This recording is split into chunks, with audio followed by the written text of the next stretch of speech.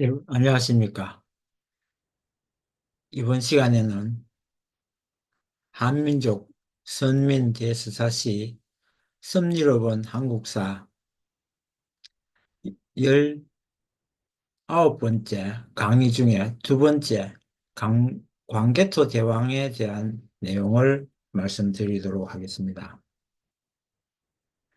앞서 시간에 을지문덕 장군의 살수대첩에 소개하였는데, 이러한 을지문덕의 살수대첩에 앞서서 고구려의 광개토 대왕은 외적에 대한 방어를 강화하고 내부의 안정과 경제적 발전을 위한 다양한 정책을 펴게 되는데, 민족의 번영을 추구했습니다.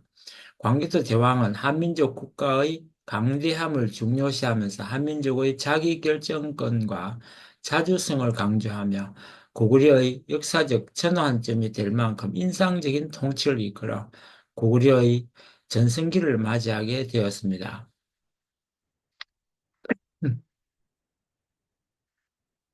광개토 대왕에 대한 내용은 광개토 대왕 릉비에 새겨져 있습니다. 광개토 대왕이 원래 이름은 담덕이며 고국 양왕의 아들로 나와 있습니다. 그는 나면서부터 체격이 크고 생각이 대범하였다 하였습니다. 그리고 고구려의 제19대 태왕, 이름은 담덕이며 한국사의 세종대왕과 더불어 대왕이라는 칭호로 가장 자주 불리는 군주이기도 합니다. 18세의 나이로 보위에 올라 39세의 젊은 나이에 죽기까지 수많은 업적을 남겼으며, 특히 정복 사업과 같은 많은 전쟁에서의 승리를 통해 한국사에서 그 유래를 찾기 힘든 정복 군주로 잘 알려져 있습니다. 광개토 대왕은 즉위시 불안했던 대외 정세에도 불구하고 주요 적국이었던 백제를 쳐서 항복시키는 동시에 서쪽의 후연 등을 상대로 전쟁을 벌여 광대한 요동 지역을 차지했으며, 북쪽의 유목민족들을 정벌하여 만주를 포함한 젊은 땅을 영토로 삼고 말갈 등 유목민족들을 휘하에 두어 북쪽 영토를 크게 넓힘으로써 고구려의 전성기를 열었습니다. 이러한 광개토 대왕의 업적에 힘입어 고구려는 당대 동아시아의 주요 강국으로 성장할 수 있었습니다.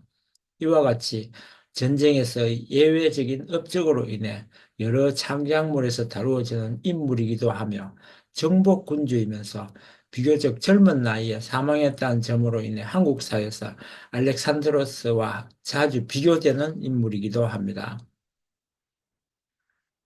광개토 대왕의 거란 비려 원정에 대한 내용을 말씀드리면, 위서 거란전에 따르면 거란은 388년에 북위가 동쪽으로 고마케를 정벌하면서 고마케에서 분리되어 나온 세력이라 합니다. 하지만 실제로 중국 사서에 거란이라는 칭호는 5세기가 되어야 본격적으로 등장합니다. 그런데 삼국사기에는 이보다 10년 앞선 378년에 이미 거란이 고구려의 북변을 침략하는 기록이 나옵니다. 이것으로 미루어 이 시기의 거란은 아직 하나의 집단으로 형성되지 못한 초창기였던 것으로 파악됩니다. 그리고 거란 원정 때부터 광개토 대왕의 지시로 더욱 발달한 계마무사들이 본격적으로 참전하게 됩니다. 영락 5년에 광개토 대왕은 사람을 돌려보내지 않은 비려를 토벌하기 위해 직접 군사를 이끌고 부산을 지나 염수에 이르러 그 세계 마을을 격파하니 6, 700명의 마소와 양떼가 이루 헤아릴 수 없었다고 기록되어 있습니다. 이후 돌아오는 길에 요동을 거쳐 국경을 돌아보고 사냥을 즐기다 왔다라고 적혀 있습니다. 일설에 따르면 광개토 대왕이 깃발병과 북을 치는 병사들의 수를 늘리고 기병들의 다리에 나무가지를 매달아 강력을 띄워 배치해 먼지 구름이 일어나게 하고, 병사들의 갑옷에 철 조각과 방울 따위를 달아 요란한 소리가 나게 하여 대군을 이끌고 온 줄 착각한 비려가 지레 겁을 먹고 항복했다는 이야기도 있습니다. 영락 6년 북방전선에서 거란 비려와의 전쟁도 마무리되었고 이제 광개토 대왕은 그동안 백제의 아신왕이 고구려의 연례 행사처럼 매년 집적거리는 것을 응징하기 위해 직접 군대를 이끌고 백제로 밀고 들어갔습니다. 수로와 육로 양면으로 진공하여 아단성과 미추성, 대산한성, 고모르성 등 수십 개의 성이 무너지고 백제의 수도로 압박해 들어가니 그때까지 함락된 백제의 성이 모두 58개 성에 700촌이었다라고 일본 서기에도 기록되어 있고 또 이때 빼앗은 땅을 친미달에 현남, 지침, 공라, 동한이라 기록되어 있습니다. 하지만 그럼에도 불구하고 아신왕이 패배를 인정하지 않고 군대를 성 밖으로 보내어 응징하려 하자 광개토 대왕은 화가 나서 아리수를 건너 한성을 압박하였습니다. 마침내 군대가 격퇴되고 한성이 포위되게 이르러 처지가 곤란해진 아신왕은 광개토 대왕에게 항복하고 남녀 천명과 세포 천피를 바치면서 지금부터 태왕폐하의 영원한 노객이 되겠다는 맹세를 했습니다. 광개토 대왕은 백제왕의 아우와 대신 10명을 데리고 당당히 수도인 국내성으로 돌아왔습니다. 이로써 백제와 고구려의 직접적인 전쟁은 끝난 것 같았습니다. 고구려는 남방전선에서 백제를 완전히 압도해버린 것입니다. 하지만 포기를 모르는 아신왕은 무릎 꿇고 항복한 것도 그냥 위기를 넘기기 위해서의 뿐 이후로도 계속해서 반격 시도를 멈추지 않았습니다. 다만 이건 백제 입장에서 하는 얘기고 그간 이어진 백제의 지속적인 습격 시도와 고국 원앙 사례의 원한을 생각해 보면 적어도 이 당시에는 정확한 이유는 알 수 없으나 광개토 대왕이 백제를 상당히 너그럽게 봐준 편이었습니다. 그런데 가야와 왜구까지 끌어들여서 이런 식으로 나오니 광개토 대왕은 단단히 화가 난 것입니다.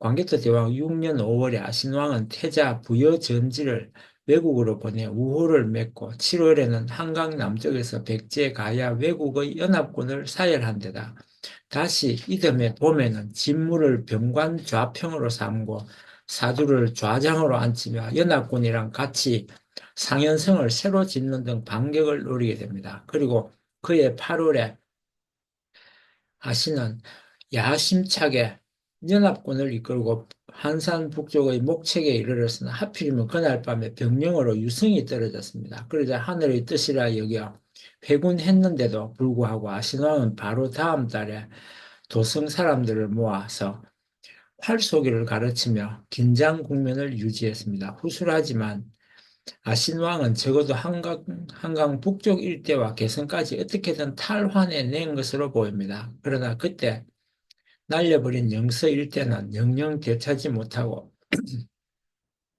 이 피해로 웅진 사비 시절까지 백제는 독특한 대가를 치르게 됩니다. 그리고 계로왕 시절 장수왕에게 한강을 뺏기고 계로왕은 장수왕한테 죽임을 당하게 됩니다.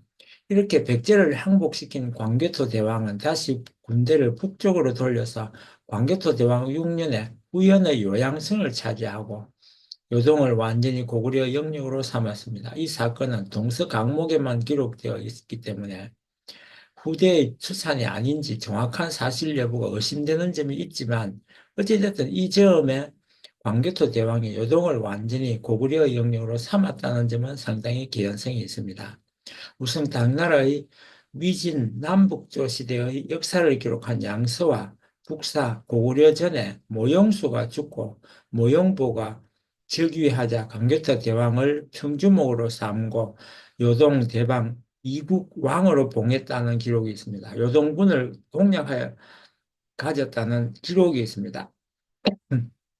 모용보의 재위 기간이 396년에서 398년임을 보면 요동으로의 진출은 대략 이 사이에 이루어졌을 가능성이 높습니다.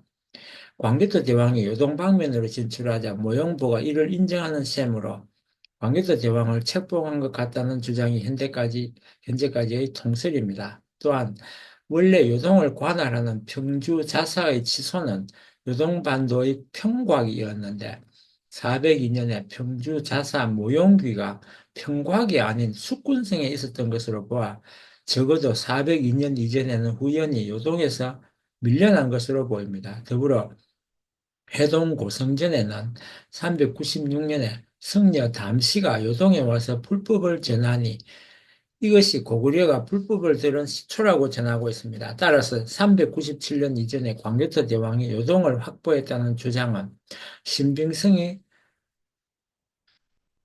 높아 보입니다. 다만 자칫 통감에 400년 3월 후연의 양평림 단등이 모반하여 살해당했다는 기사가 있는데 양평현은 원래 요동군의 치소입니다. 그러나 요동군이 400년까지 버티고 있었다는 생각도 할 수 있는데 이에 대해서 400년에 후연이 새로 점령한 신성 남소성의 양평을 교체했다는 주장도 있고 요동군의 영역이 고구려에 분점되어 있다는 주장도 있고 하여튼 논의가 분분한 상태입니다. 후연의 역사를 보면 이 시기 후연이 극심한 내분을 겪고 있었다는 점과 이어서 생각할 수 있습니다. 395년 후연은 북위를 상대로 참화피 전투에서 참패를 겪고 모용수까지 분사하면서 국군이 뿌리째 흔들리는 상황이었습니다. 이후로도 북위에게 국토를 유린당하자 모용수의 뒤를 이은 모용보는 397년 용성으로 달아나게 됩니다. 하지만 398년 용성에서도 난한의 쿠데타로 모용보가 제거되고 난한은 다시 모용성에게 제거되는 막장 상황이 이어졌습니다. 이러한 후연의 위축과 혼란은 광개토 대왕의 요동 진출을 도왔을 것입니다. 하지만 이때 요동 진출이 완전한 것은 아니라서 훗날 후연군이 또 요동으로 쳐들어오기도 하고 그를 격퇴하는 과정에서 전선이 요새까지 확장되며 요하를 중심으로 후연과 고구려가 공방을 거듭합니다. 402년 숙군성을 깨뜨리고도 그것을 유지할 능력이 안 되었는지 406년 후연이 다시 숙군성에 자살을 배치하는 것이 좋은 예입니다. 영락 8년 광개토 대왕은 요동의 정반대인 고구려 동북방 변경으로 한 부대의 군대를 한 부대의 군대를 파견해 숙진족을 순찰하였습니다. 이때 그들의 막사라성 가테라국의 남녀 300여인을 붙잡았습니다. 이후로 숙신족은 고구려에 조공을 약속하고 내정을 보고하며 고구려의 명령을 받기로 하였습니다. 고구려에 복속되었습니다. 이전의 서천왕대에도 숙신족을 복속시킨 적이 있기 때문에 이때의 숙신족 복속은 재복속이긴 하지만 지배력 강화 또는 서천왕 때에 복속시킨 숙신족과는 다른 숙신족 세력을 복속시킨 것으로 보면 되겠습니다.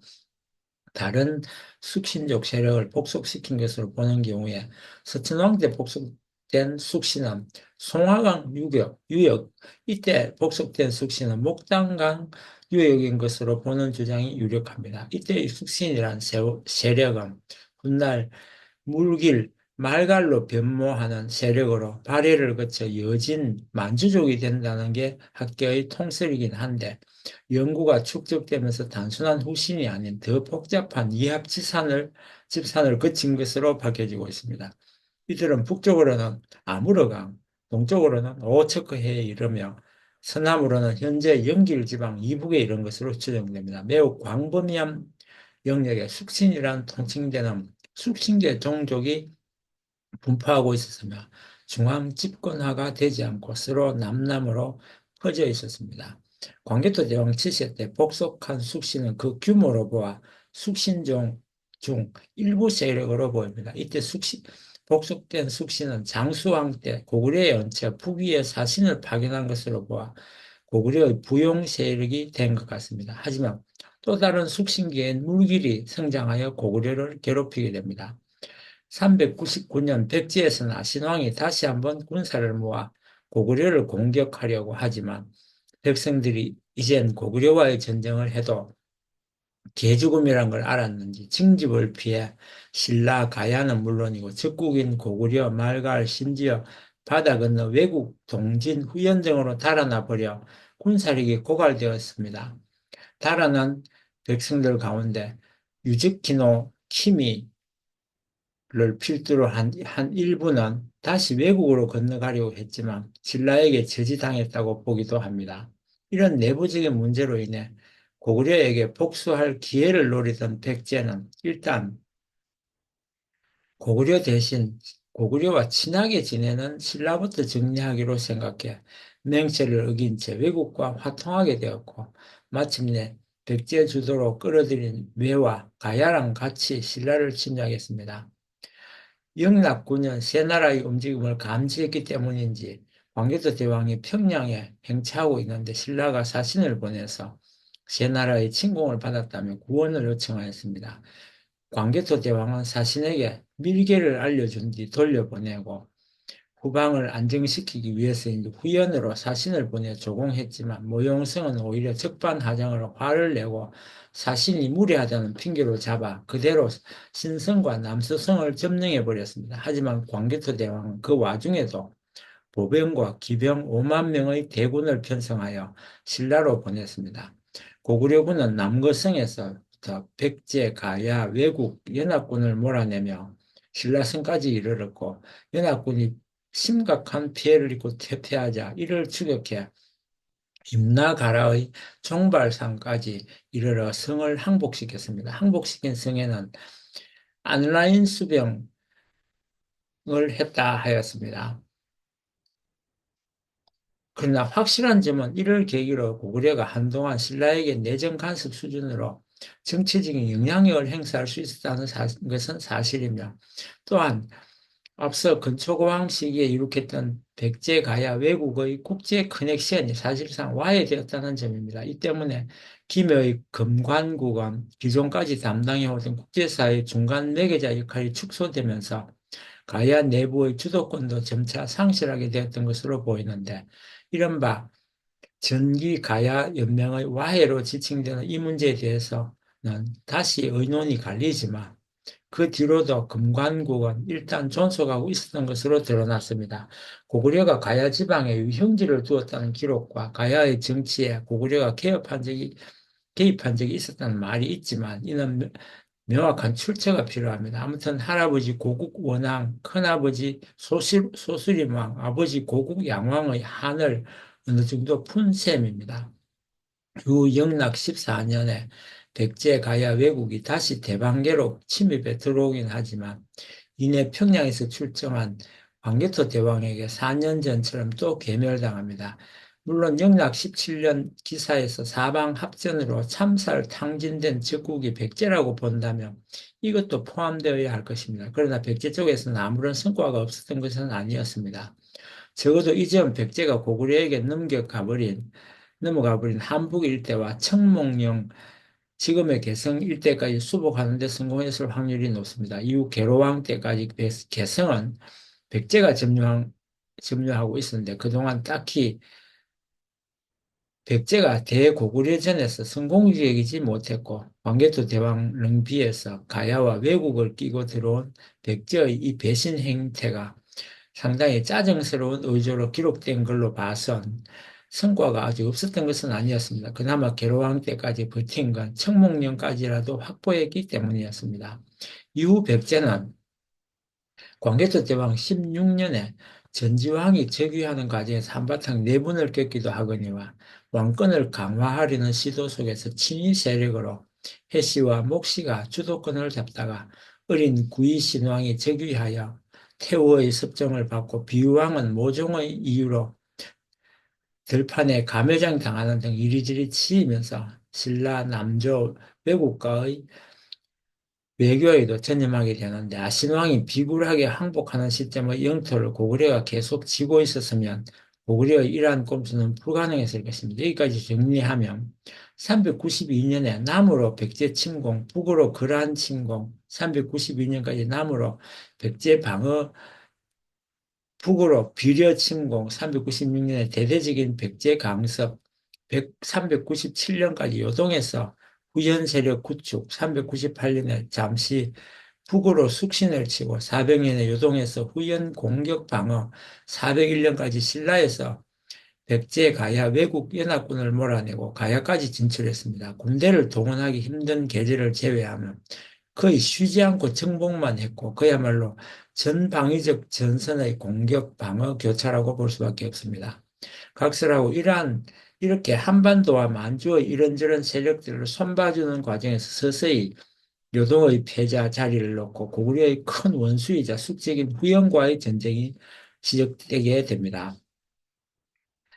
일본 서기의 리추텐노 제위 5년인 404년 기록에 묘한 사건이 나옵니다. 이 부분이 리추텐노의 행적이 신화적 문구로 애매하게 기술되어 있으나 연도수를 얼추 보면 텐노가 자신의 아내까지 죽고 화를 부른 쿠르마 모치노키미에게 책임을 물으며 삼신을 바쳤더라라고 되어 있습니다. 피냄새와 재해 및 재난의 주범이 츠루 키타치처가 저 기노미코라고 되어 있습니다. 더욱이 한제의 덴노는 고구려계로 알려진 인물로 리추 덴노가 성화하자 405년에 그 자리에 앉았습니다. 이 기록을 두고 고구려가 당시 신라에서 백제가야 외국 연합군을 몰아낸 뒤에 직접 외국을 침략한 것이 아닌가 하는 추측들이 나오고 있습니다. 기록상으로 볼 때 404년이면 백제가야 왜국이 대방계를 다시 공격하여 이를 고구려가 격퇴했던 시기와 완전히 일치합니다. 특히 기록에서 언급하는 척구시 아와지 섬은 오늘날 구슈라고 합니다. 고구려가 당시 이 남방 전선에 집중하는 사이에 후연히 공격해 왔던 걸 감안한다면 당시 백제와 가야를 지원하려 병력을 보내 외국을 공격하여 정벌전을 펼쳤을 확률이 있습니다. 고구려의 해상 능력은 5세기부터 본격적으로 최절정을 맞이하는 모습을 보여주고 있었으며 광개토 대왕이 백제 정벌 등에서도 해상력을 운영하여 대규모 동원을 해본 바가 있었기 때문에 불가능한 일도 아니었습니다. 더욱이 재침을 한 연합군을 학살하고 그대로 외국으로 전격해가는 건 역시 어려운 일도 아니었을 것입니다. 하지만 다만 이 부분은 현재 신화적으로 수식한 기록상으로만 존재하고 있는 문제이기 때문에 이 기록에 대한 해석이 아직은 불분명합니다. 물론 경상남도 지역과 쿠슈 지역에서 고구려의 유물들이 발견된 건 사실이고 실제로 경상도 지역에서 신라 구원 이후 고구려의 해군 기지가 설치되어 운영되었을 가능성이 높기 때문에 충분히 생각해 볼 수 있으나 명확하게 나온 것은 없습니다. 상수론 바와 같이 400년 후연의 중종 소무제 모용성은 고구려가 신라로 지원군을 파견해서 백제 가야 왜국과 대치하는 와중에 조공까지 받았음에도 불구하고 사신이 무리하다는 핑계로 쳐들어왔습니다. 후연군은 모용희를 선봉으로 신성과 남소성을 무너뜨리고 700리에 달하는 땅을 집어삼켰으나 사실상 요동의 방어선에 구멍이 난 셈이었습니다. 신라로 대다수의 병력이 집중된 상황이라 북방으로 방어군을 파견할 수 없었던 고구려는 무력하게 땅을 내줄 수밖에 없었으나 다행히 직후 양평림 단 등의 반란으로 후연의 요동 진출이 주춤하면서 한숨 돌린 고구려군은 남쪽 신라로 내려와서 세 나라의 연합군을 몰아내고 이내 다시 북쪽으로 돌아와 조상들의 원수를 갚을 대반격을 준비합니다. 401년 반란을 진압하던 와중 모용성이 사망하고 모용희가 즉위하는 등 후연의 내홍이 계속되는 틈을 타서 광개토 대왕은 다시 신성과 남수성을 탈환한 것으로 보입니다. 그리고 402년 5월에 광개토 대왕은 정조 할아버지 미천왕과 할아버지 고국원왕, 큰아버지 소실원왕, 아버지 고국원왕의 원수를 갚기 위해 군사를 보내 후연 평주의 숙군성을 기습 공격했습니다. 이에 숙군성에 조준하고 있던 평주 자사 모용귀가 성을 버리고 달아나면서 평주가 고구려에 함락되게 됩니다.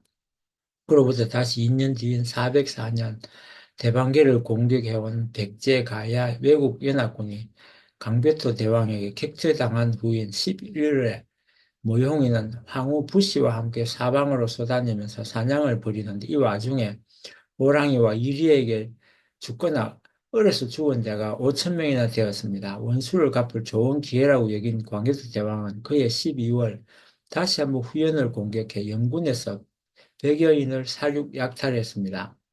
영군은 본래 베이징의 개헌이 주소지만 영군은 399년에 태수 고호가 부기에 갖다 바친 거로 이 시점에 대령하 유역에 이치된 것으로 여겨지고 있습니다.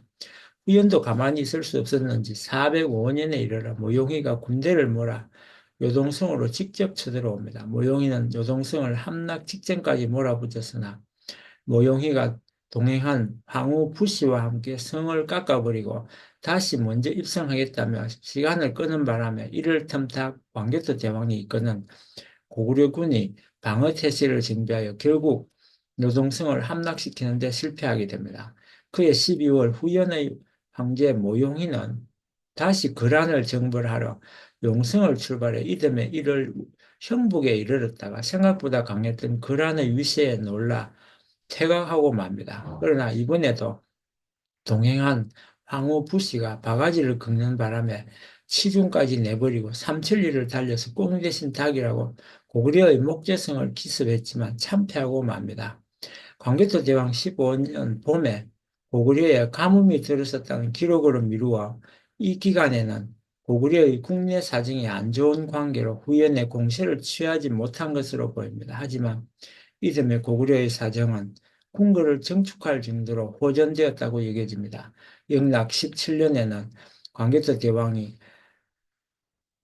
보병, 기병 5만 명으로 모종의 적과 사방 합전을 하여 모조리 참살했으며 노획한 계갑이 만여령이었고 군수 물자가 부지기수로 돌아오며 깨트린 성이 사구성, 누성, 우불성 등이라고 하는데 하필이면 이 부분에서 적이 누군지 알려주는 내용이 판독 불가합니다. 때문에 학계에서는 적을 후연으로 보는 설과 백제가야 외 연합군으로 보는 설로 갈리고 있습니다. 만약 후연이라면 같은 해에 발생한 후연의 멸망과 큰 연관이 있을지도 모르는 일입니다.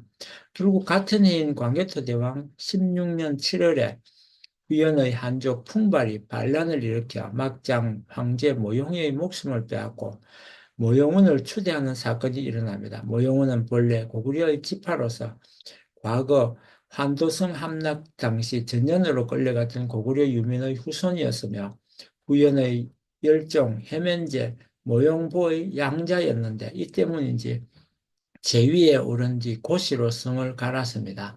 후연이 북연으로 바뀐 것입니다. 하필이면 고구려 사람인 모영운을 골라 세운 것으로 미루어 풍발이 고구려와의 관계를 고려한 것이 아닌가 하는 추측도 가능하지만 일단 고구려의 직접적인 지위를 받아 반란을 일으킨 것은 아니었습니다. 그러나 풍발이 고구려와 공조 없이 모용씨 왕족도 아닌 고구려계 고운을 대신 왕으로 초대할 수가 있는지 의문입니다. 보통 역성혁명적 쿠데타를 일으켜서 왕조를 세우고자 하는 사람은 자신이 성립된 새로운 왕조의 첫 왕에 오르는 게 대부분입니다. 그러므로 풍발이 자신이 왕위에 오르지 않고 고운을 대신 내세운 성격으로 역성 쿠데타를 한다면 고운의 배경 세력인 고구려와의 공조 없이 불가능한 일입니다. 이 공조에서 쿠데타에 대한 고구려의 군사적 도움이 필수적으로 수반될 수밖에 없다고 보는 것입니다. 고구려의 군사 도움 같은 요소 없이 선비족 출신들이 대다수인 국가에서 풍발이 소수 세력이었고 고구려의 고운을 추대한다는 것은 어려운 일입니다. 그리고 광개토 대왕 17년 3월 광개토 대왕은 북연으로 사신을 보내어 종족을 베풀었다고 기록하고 있고 모용운이 고시로 성을 회복한 것을 본가인 고구려에서 공식적으로 인정한 것으로 보입니다. 일각에서는 이를 두고 북연이 고구려에 복속되었다고 주장하기도 합니다. 영락 18년 4월 광개토 대왕은 왕자 고구려를 태자로 삼았습니다. 고구려는 나중에 장수왕이 됩니다. 7월 나라 동쪽에 독산 등 6개 성을 쌓고 평양의 민호를 그곳으로 옮겼습니다. 비교적으로 인구가 빈약한 동쪽에 평양의 반동적인 인구를 이주시켜 평양 지배를 강화하고 동쪽을 개척하면서 동부에 대비하기 위한 조치였던 것으로 보입니다. 팔을 남쪽으로 순행했고 아마 백제 외 가야를 처단하기 위한 순행이었을 것으로 보입니다. 410년 고구려의 동북방에 위치한 부여가 고구려의 그림자에서 벗어나려는 움직임을 보이자 직접 토벌했습니다. 고구려군이 동부여의 수도에 이르자 동부여가 항복했습니다. 이때 동부여를 떠받드는 오암로가 고구려에 투항했고 64개의 성과 1,400개의 마을을 공파했습니다. 바로 이전에 고구려가 상대한 부여는 서방인데 동부여는 그 정반대인 동북방입니다. 광개토 대왕은 동서남북 사방을 가로질러 가면서 정복 전쟁을 벌인 것입니다. 일각에서는 64개의 성과 1,400개의 마을이 광개토 대왕 생전에 공략한 성과 마을의 전부라고 하는데 근거가 매우 부실합니다. 그 근거가 광개토 대왕 비문에 나와 있는 함락된 성의 개수를 도합하면 64개가 되고 비례에게 얻은 700영에 고구려 백제로부터 얻은 700개 마을을 더하면 1,400개가 된다는 건데 유목민의 마을 단위인 영과 백제 마을을 의미하는 초는 병렬적으로 셈할 수 있는 같은 단위가 아닙니다. 무엇보다 비문에서 700개라고 애매하게 적어 놓았지 700개라고 콕 집어 넣지 않았습니다. 삼국사기 광개토 대왕 비문 등에 보이는 고구려가 동북방 방면에 행한 일련의 조처는 동부여를 의식하고 한 것으로 보입니다. 동부여에 인접한 숙신복속도 동부여 정부를 위한 전초전이었을 것으로 있을 가능성이 큽니다. 고구려가 망할 때 부여천 인근의 성만 40개 정도라고 했으니 64개의 성에 1,400개의 마을이 과장이라고 할 정도는 아닙니다. 광개토 대왕 시기에 하늘의 후손이라는 천손사성을 대표하여 왕권을 정당화한 고구려식 독자직 천화관이 완성되는 것으로 보이는데 이 천화관은 광개토 대왕 릉비에서도 잘 나타나 있습니다. 비문을 보면 백제, 신라, 동부여 같은 예맥한 계열 국가는 고구려 천하의 일부로 취급되며 마땅히 고구려에게 조공을 바쳐야 하는 송민의 관계로 신라가 침략당했을 때는 구원을 백제가 고구려의 질서에서 벗어날 때는 이탈을 억제하고 바른 길로 훈도하는 고구려의 세계관과 당위성을 내세우고 있는데 반해 비려, 숙신, 후연, 외와 같은 이민족 세력에 대해서는 무참히 분쇄하는 모습을 보여주고 있어 삼국 통일 의식의 시초를 보여주기도 하였습니다. 어떤 의미에서 민족 통합 상징으로도 볼 수 있는 점입니다. 실제로 광해도 대왕 이후로는 고구려인 스스로가 자신을 사만인이라고 칭하며 한계로 동화되고 신라 또한 고구려의 문화의 영향을 받아 동화되는 등 지금의 단일민족 개념까지 아니더라도 중국과 일본 등과는 구분되는 동질의식이 강해지게 됩니다. 이때 신라와 고구려의 삼한일통으로 이어집니다. 우리가 흔히 널리 알고 있는 고구려 건국신화를 정하는 가장 이른 기록도 광개토 대왕릉 비문입니다. 광개토 대왕 시기에는 독자적인 연호, 영락이 확인됩니다. 이 시기 연호가 최초라는 증거는 없고 더 이른 시기의 연호로 추정되는 후보들도 있기는 하지만 일단 한국사에서 연호를 내건 기간이 확인되는 가장 오래된 것입니다.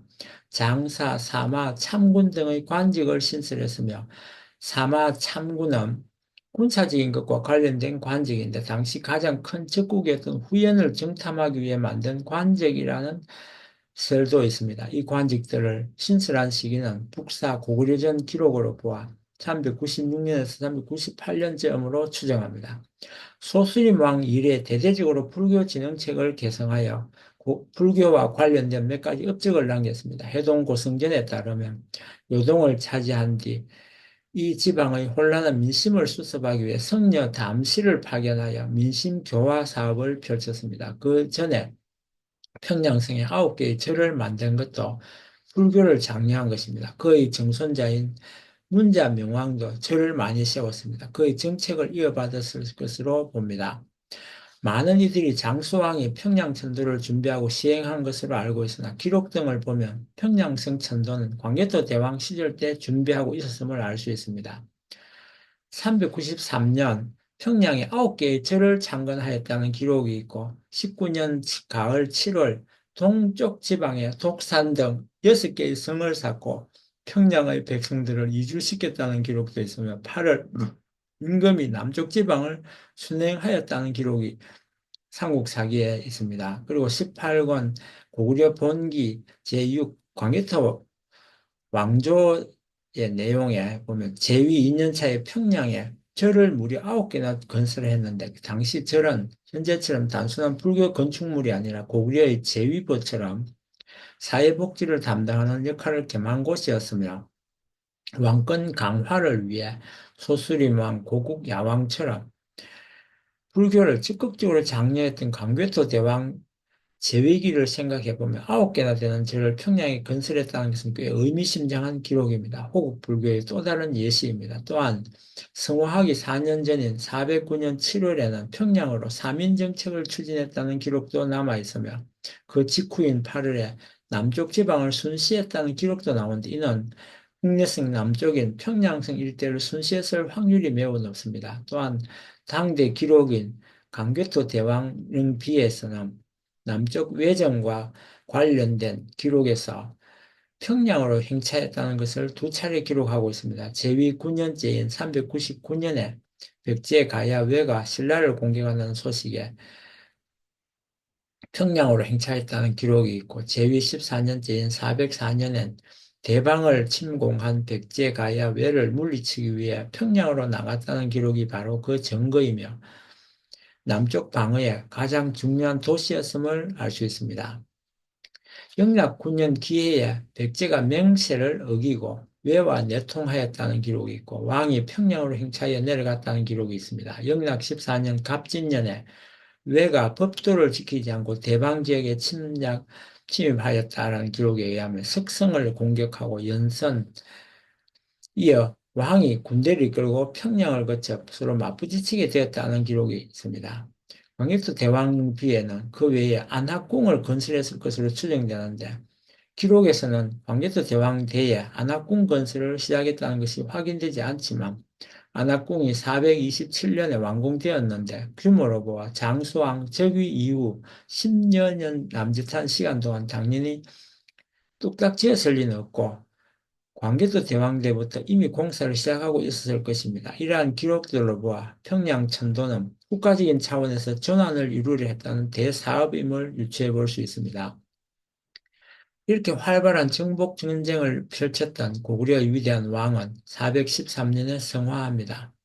하지만 겨우 39세의 창창한 나이였기에 너무나 안타까운 최후였습니다. 10월을 국강상 광개토 대왕, 광개토 평안호태왕이라 하였고 414년 9월 29일에 그의 아들인 장수왕이 광개토 대왕릉비를 세우며 국강상 지역의 산릉에 매장하였습니다. 그러나 413년에 서거했다는 학설은 능비를 414년에 설치했다는 점을 미루어 보아 설득력이 떨어집니다. 따라서 삼국사기에서는 왕이 413년 10월에 서거했다는 기록을 1년 단계와 412년 10월에 사망했고 장수왕은 아버지를 위해 3년 장례식을 치른 뒤에 딱 2년 되는 날인 414년 9월 29일에 릉묘를 이장했다는 학설이 지지를 얻고 있습니다. 즉 삼국사기에 기록된 즉위에서부터 사망까지의 기록이 무슨 이유에서인지 1년씩 실제 사건보다 늦추어졌다는 것입니다. 39세에 사망했다는 능비의 기록을 토대로 역산하면 고대부터 만이라는 개념이 드물었던 동양에서 기존에 통용되던 세는 나이로 374에서 412년이 맞다는 것입니다. 18세 나이로 즉위했다는 능비의 기록을 토대로 역산했을 때도 출생연도는 374년이므로 412년 사망설이 설득력이 있습니다. 당시의 평균 수명을 고려해도 좀 이른 나이에 사망한지라 사망 원인에 의문을 가진 사람들이 종종 있습니다.